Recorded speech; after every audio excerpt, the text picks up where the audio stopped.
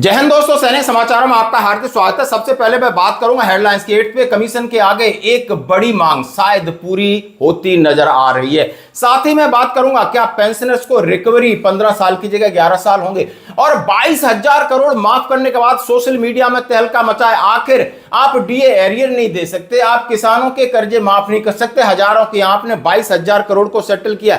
DSP account पर एक बहुत बड़ी एडवाइजरी और रक्षा मंत्री जी ने सेना को आत्मनिर्भर बनाने के लिए बड़ी पहल, और नेपाल की त्रासदी यानी प्रलय का तांडव। हाँ जी दोस्तों, आइए खबरें करते हैं विस्तार से। सबसे पहले मैं बात करूंगा, आज राखी है यानी भाई बहन का त्योहार नहीं, ये विश्वास का त्योहार है, एक दूसरे की मदद का त्योहार है। शायद आज का दिन कमिटमेंट का दिन है और 365 दिन आपने इस रिश्ते को बचाना है और सामाजिक सौहार्द बढ़ाना है। और सेना और सैनिक जहां बॉर्डर पर रहते हैं और जैसा प्रथा और रिवाज और चलन है कि वहां पर लोकल स्कूलों की बेटियां बच्चियां अपने सैनिक वीरों को राखी बांधती, आपने भी बंधवाई है, हमने भी बंधवाई, और वो भी दिन दे सकते हो। और ये आज का सैनिक जीवन चैनल की तरफ से आज के इस शुभ पर्व के ऊपर हार्दिक शुभकामना। अब बात करूंगा, हाँ जी दोस्तों, 8 पे कमीशन से मैं किस मांग की बात करूं।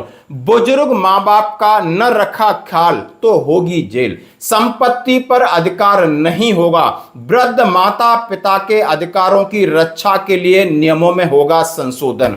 वृद्ध माता पिता की देखभाल, उनके अधिकारों को लेकर सरकार नियमों में महत्वपूर्ण बदलाव की तैयारी कर रही है। प्रस्तावित संशोधन का उद्देश्य बुजुर्ग माता पिता को कानून संरक्षण मिले, सामाजिक संरक्षण मिले, आर्थिक संरक्षण मिले और उनकी देखभाल संतान का दायित्व बने, इसके ऊपर कानून बनाया जा रहा है। जैसा कि अब मैं 8 पे कमीशन के सामने यही बात एनसीजेसीएम के महासचिव शिवगोपाल मिश्रा जी ने रखा था कि माननीय सुप्रीम कोर्ट की गाइडलाइन है कि एक फैमिली यूनिट में हस्बैंड वाइफ और 2 बच्चे नहीं, पेरेंटिंग होगी। और इसीलिए कहा जा रहा है कि जो आपकी 4 फैमिली मेंबर की यूनिट है वो अभी 6 होगी और उसको वेटेज लगभग 5 मिलेगा, और इससे महीने का खर्चा बढ़ेगा तो आपकी यानी पे और पेंशन में उछाल होगा। हालांकि उन्होंने कहा है कि यदि कोई पेरेंट्स हैं, यदि वो सरकारी कर्मचारी तो उन्हें पेंशन नहीं मिलती, यदि कोई पेरेंट्स ऐसे हैं उनके पास कुछ भी नहीं है, जमीन भी नहीं है और उन्होंने मजदूरी करके अपना जीवन यापन किया, तो क्या माता पिता बेटे की जिम्मेदारी नहीं है? और गवर्नमेंट ने ये नियम बनाया है तो गवर्नमेंट इस बात को कंसीडर करेगी।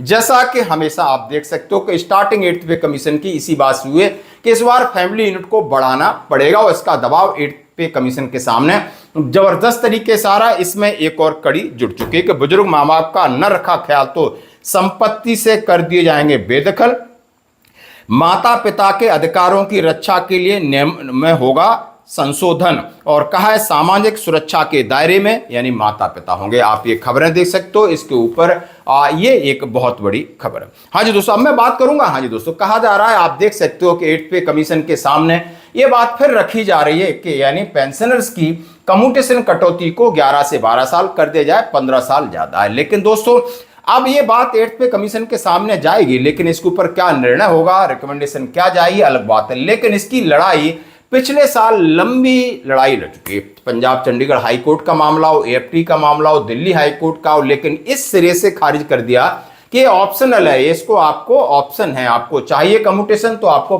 15 साल तक रिकवरी देनी होगी। और इस मामला अब फिर 8 पे कमीशन के सामने गया है। जैसा कि आप खबर दे सकते हो, इसका मैंने अपडेट आपके सामने रखा।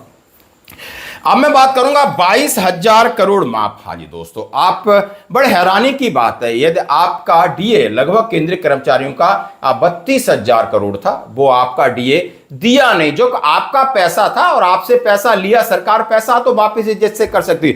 यहां पर ये धन्ना सेठ अय्यासी करते हैं, कंपनियां चलाते हैं, जीटीवी के मालिक हैं, उनका नाम है सुभाष चंद्रा जी, और इनके ऊपर कर्ज हो गया 22,000 करोड़ का, और सरकार ने कहा 5-6 करोड़ दे दो, निपटा दिया। अब इसको लेकर सोशल मीडिया पे तहलका मचा हुआ है। कहा है कि किसी गरीब का कोई होम लोन होता है या बच्ची की शादी के लिए होता है, हजारों का लोन होता है, बैंक जाकर घर से सामान उठा लेती है, कुर्की कर देती है, जेल कर देती है, केस कर देती है। लेकिन यहां तो धन्ना सेठों के मजूर हैं। ESCL ग्रुप जिसके संस्थापक सुभाष चंद्रा जुड़े कर्ज निपटान यानी कर्ज को कम पैसे देकर हमेशा के लिए खत्म करना।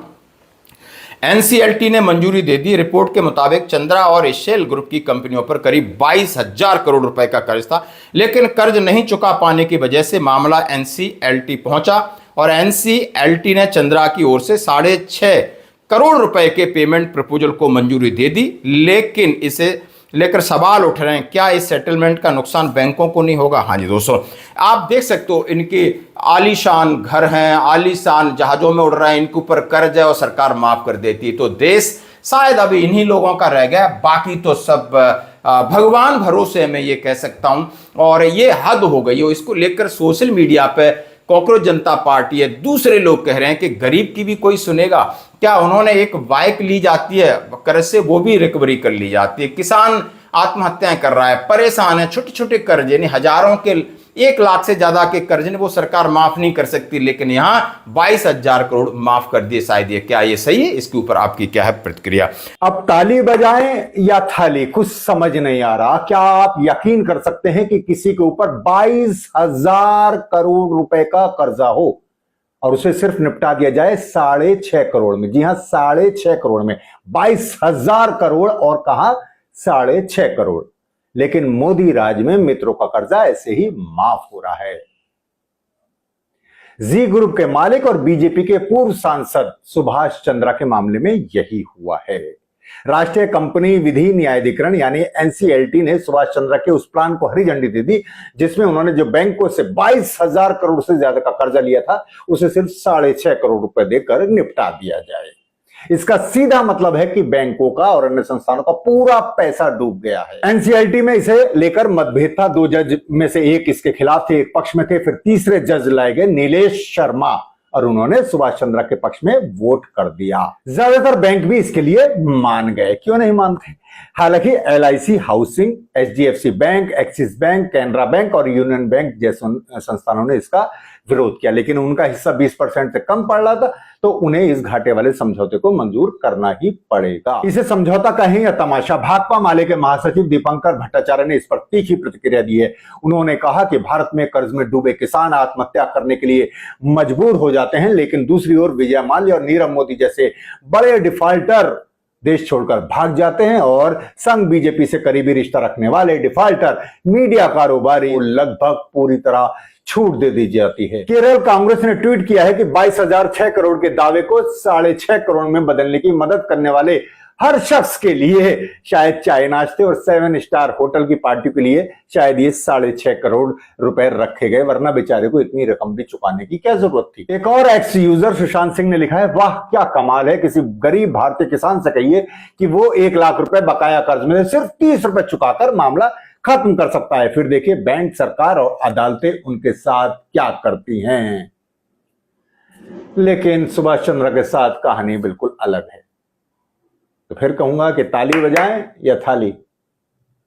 अब मैं बात करूंगा डीएसपी अकाउंट को लेकर एक और एडवाइजरी है। जैसा आपको rationalisation of ATM transaction for defence relief package account, State Bank of India all headquarter commands integrated headquarter की तरफ से यानी एमओडी की तरफ से लेटर निकला है। उसमें एक एडवाइजरी है जिसमें क्या है, number of free transaction financial and non financial, unlimited free number of transaction across SBI यानी नो चेंज, यानी आप एसबीआई के खाता धारक हैं, एसबीआई से आप पेटीएम से पैसा निकालते हैं तो कोई पैसा नहीं लगेगा। यदि आप दूसरे किसी बैंक से निकालते हो तो 5 free transaction per month across other bank ATM. ध्यान रखना, यदि आप एसबीआई खाता धारक हैं, किसी दूसरे एटीएम से निकालते हो तो सिर्फ 5 बार 1 महीने में ट्रांजैक्शन कर सकते हो। और ये नियम 1 अक्टूबर 2026 से लागू है। The change are applicable serving person include Agniveer, अफसर, कैडेट एंड पेंशनर, ये सभी पर लागू है।